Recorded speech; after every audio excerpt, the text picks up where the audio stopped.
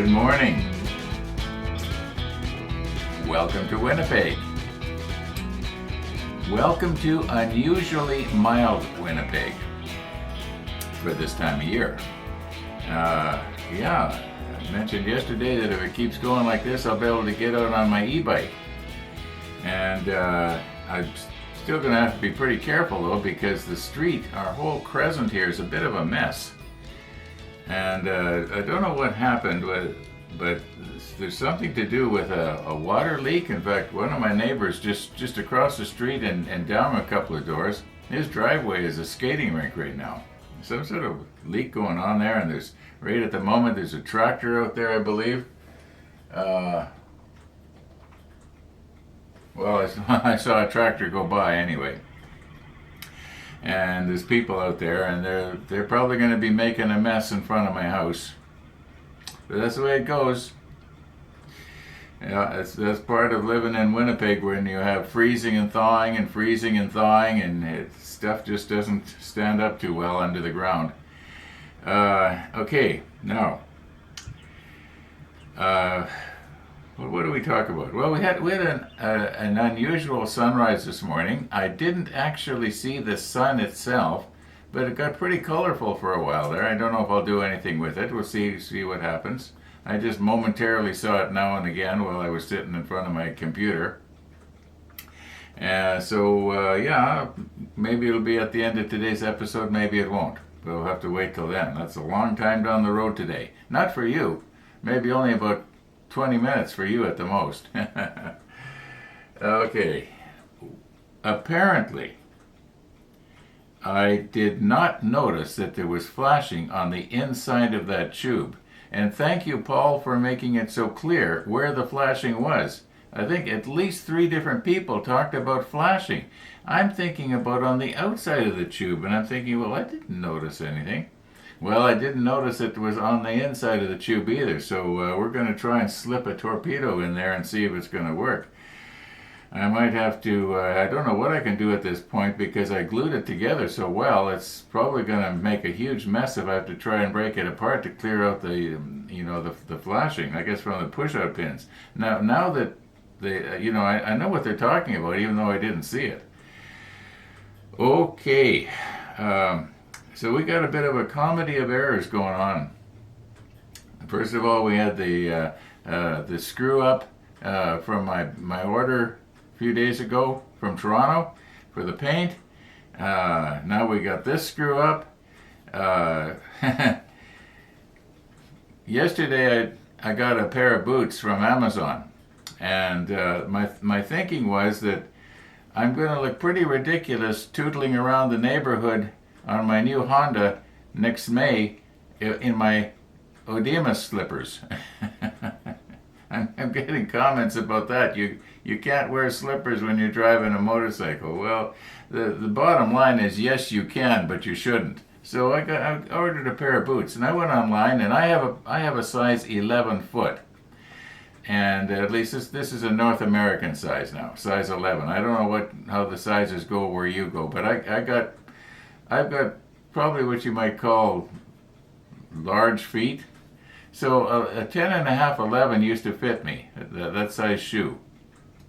So I go online and I find a pair of boots that I think that look like they might be the sort of thing that if they were wide, I could slit them open at the top so that they would open up more. I've actually did that sort of thing once before with a pair of running shoes years ago, and it seemed to work pretty good. So I order these boots, and they're 13 wide, and they were sort of talking about wide in the description and stuff like that. So I'm thinking, okay, so they come. I get these boots and I look at them. I don't know what they're wide for. Like so much of this Asian-made stuff, they must have skinny little delicate feet, and yes, it would be wide for them, but it's not wide for this big horkin' North American guy. So I go on Amazon, and first of all I'm thinking, what am I going to do here? Do I just absorb the loss and try and do something with them anyway? And this morning I took a boot down and I put it down beside my foot, and I could see right away that my foot was wider than the outside of the boot. And well, I knew right away there was nothing I was going to be able to do. So I go online and go through the return thing. When probably in about I'm guessing 4 or 5 clicks, you know, they're going to come to my door and pick them up, and I'm going to get all my money back. Uh, I kind of feel a little bit guilty about that, but on the other hand, it's kind of not as described. But maybe the problem is mine. I'm going to have to. There is an outfit here in Winnipeg that I forget what it's called, but it has something to do with oedema. If you have a problem with leg and foot oedema, then they will. It's a society that I don't know what they do for you. I haven't contacted them yet.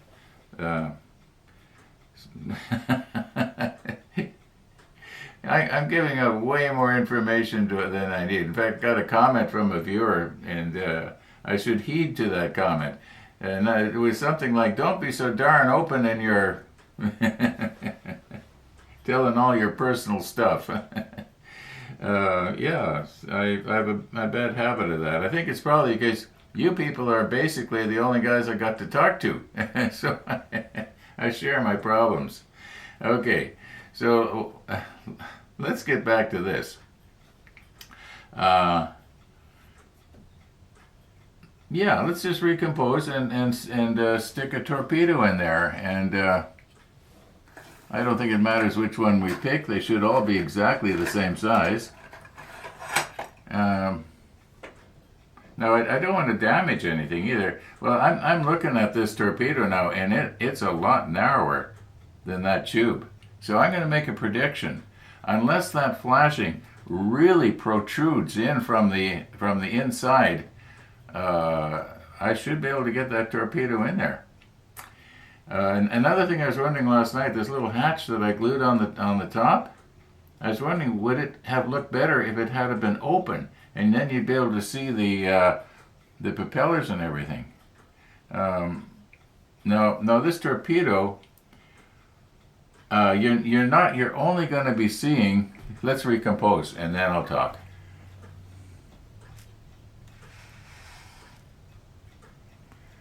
Okay, let me just sort of look up and I see what they're talking about. Yeah, I can see it right there at the. Look, it's flashing there. Yes, I can see it now. When I look down in there, I can see the flashing that they're talking about. Yeah, that was stupid on my part. Okay, let's just get rid of this here. And what I was talking about was how much of this are we actually going to see when we drop this torpedo in there, and is it even going to go?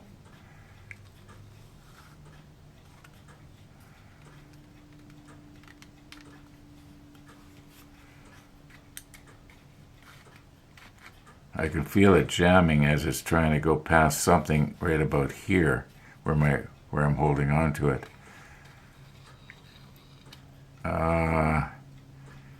Can I ream that out now? All right, now once I wedge this torpedo in there, like it feels like it's going to go. I don't think I'm going to break anything by shoving it in. On the other hand, maybe I will. Yeah, it's sticking on something. You know, I've got a lot of stuff down in my workshop. I'm wondering if I could maybe rig something up that I can just sort of ream that out. That was a huge mistake on my part. I don't know why I did not notice that the inside of these tubes. See, the outside is going to take very little scraping to get it, get it smooth. And I was all worried about just on the outside. I wasn't really thinking about the inside. Okay, only the very end of this is going to be visible, so I think that there's not a whole lot of use painting this part of it. That's not going to be seen anyway, because all that's going to happen is the paint is going to make the whole torpedo that much larger or wider as it is. Oh my, what am I going to do here now? Okay, I have found a solution. And it is it is so simple. I don't know why I didn't think of it immediately. But first of all, a viewer pointed out that in all likelihood, I was supposed to put the torpedo inside the tube before I glued it together. Now that could well be, because it does show it that way, doesn't it? It shows that this tube being closed over the torpedo. So that kind of makes sense. Let's put this the right way around here. All right, but here's the solution to my problem. When I shove this tube in place, just this much of it's going to be shown. So we're not going to be seeing this part of it at all. And I hate to do it, but why not just take my razor saw and just cut the end off like that, and then just have the end glued in place. No one's going to know that the rest of this isn't down inside the tube. Well, I guess we're all going to know now, won't we? But I think that's what I'm going to have to do. So, and that will have to wait until after I decide what color this torpedo is going to be. I'd like to have it contrast with whatever the inside of this tube is going to be. So, oh, speaking of paint, I have ordered the paint. I ordered it late last night from a store here in Winnipeg called Eliminator Hobbies. I've ordered from them before. In fact, they actually delivered the Iowa. I had ordered that from them online, and a courier delivered it. So a courier is supposed to be delivering my paint. They don't open up till 10 o'clock this morning, and right now it is 9:32. So they're not even open yet. They won't have received the order. I don't know how fast they're going to process it. Don't know when I'm going to be getting my paint. But there are things that we can do. For instance, these pieces right here, they've got to be glued on here. That can be done. We can take the razor saw and just cut the end off here. I hate to do that, but you know what? At this point, what else am I going to do? And if I'm going to be making any more of these tubes, and I think we do, I'm going to check for flashing on the inside. Boy, that was stupid. Anyway, let's carry on and do something here. Okay, I hate to do this after all the work I went to get those propellers all lined up and mounted in place and so on, but that's okay. We already have a bit of a mark right here, so I may as well take advantage of that.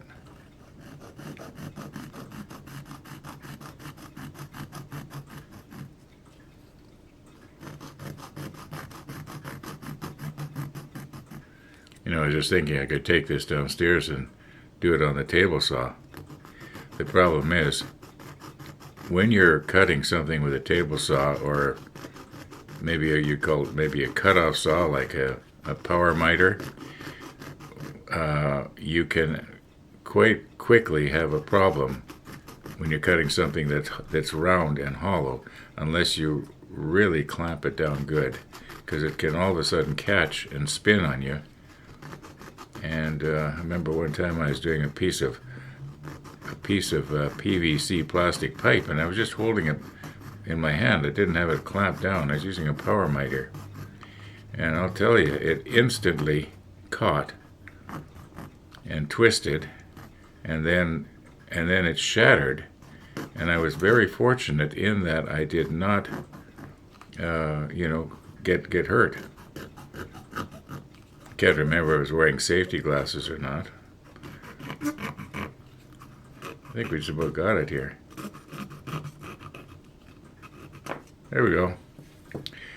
All right, we will paint this part and shove it up in this tube afterwards. Okay, I'm kind of curious here. I just want to see if this is actually going to fit, or am I going to have a problem? Get rid of these burrs.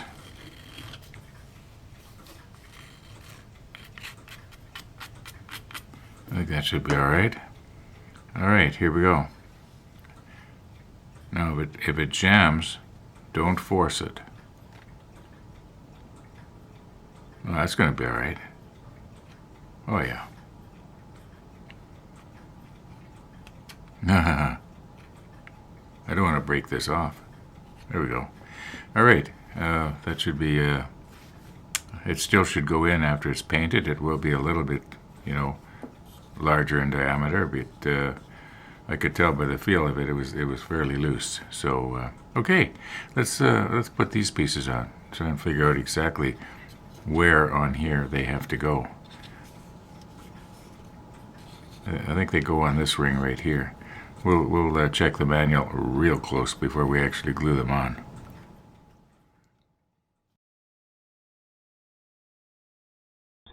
Hi. So I'm not going to lose my wire? You should, well, yeah, you are going to, just not right now. So you can fill up a bathtub, pots of water, whatnot, but it's going to go off in roughly 25 minutes. Oh, thanks. Then our crew's going to come fix it today, Okay. or at least that's the plan. Okay. But, Okay. yeah, store some pots. You could fill up a bathtub if you would like. Okay? All right, Thanks. So I get back in the house, and I knew that was going to sort of throw a monkey wrench into the model making today.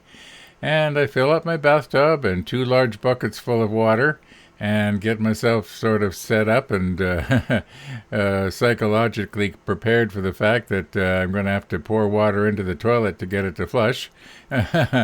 Anyway, moments later, my phone rings. Turns out there's a courier parked in my front driveway. Now, could it be? Well, yeah, it could be.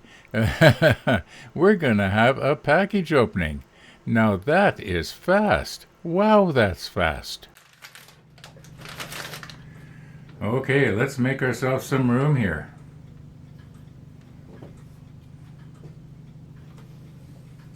Don't want to get too over-exuberant and start losing little parts. When I worked at the Winnipeg Bus Depot, we used to call these a bus pack. Exactly the same thing, only this says Express Post on it. And whereas when I was at the bus depot, it either said Grey Goose or Greyhound.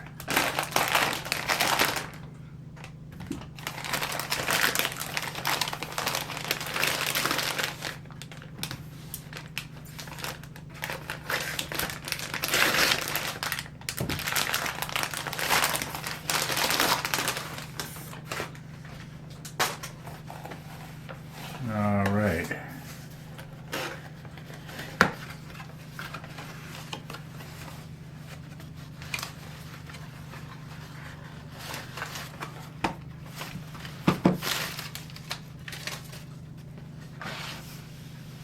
And here it is, the airbrush cleaner. We're going to do an experiment and see if this is really, well, it isn't the same stuff as the Tamiya Extra Thin, but they say it does the same thing, so we'll do an experiment and see how close it is. And more of this.